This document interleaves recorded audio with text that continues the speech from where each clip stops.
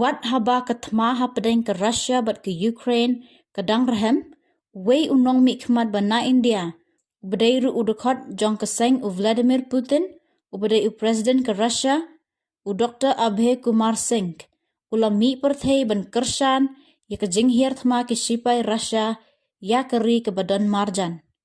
Using ubadai unong mikmat ke Russia, bayaring kat bat u MLA ke India, na kanong ba kurs, kebadan lamsep ngi ke Russia, ula kedau ba keri ba marjan, kalau yo ya ke kabu ban yakren, henry kam shimla, tat hadu ban de shimrai, ban hirthma. Lada ke China ka lejbuk them sipai ha Bangladesh, kumno ke India kan sngau. Kane kan longkum ju kumba ke India, kan sngau tenat ya kane. Ya ke NATO la thau ban seng persya ya ke Russia, pat kampat pra, watla ke Soviet Union, kalapat bat suki-suki kila wantor syajan jongi. Lada ke Ukraine ka yaso bat ke NATO, kan wan yalam ya ke sipai NATO syajan jongi. Namar ke Ukraine kadai keri ke badan marjan bat ngi. Bat kan yu'raj ya ke jing yukut.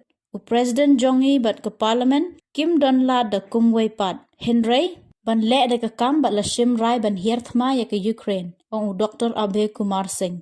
Une unong mikmat ke Russia na India, ula kentat ya ki jingong ba ke Russia katmu ban hirthma na ki bom nuklear persya ya ke Ukraine.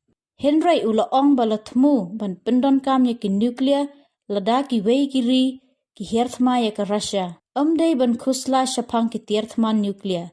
U Presiden Putin ula penbena ban pendon kam ya ki nuklear tang lada kano keri ke wan hirthma ya ke Russia. Lada ke wei keri ke wan hirthma ya ngi. Ke Russia kan jubab da barok kilat. Ong une unong mikmat ke Russia.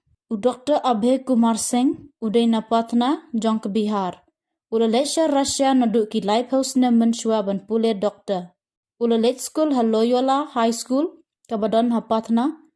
Bat ula pendep ya ke graduate na Kursk State Medical University ha Russia. Hadin kane ula let pa syapatna kum u doktor bala itu. Henry ula let pa bian sa Russia. Bat ula sedang ya ki kam khayi dawai. Kam hadin ula nang penhe ya ke kam khayi jong u ha ki wei pat ki benta.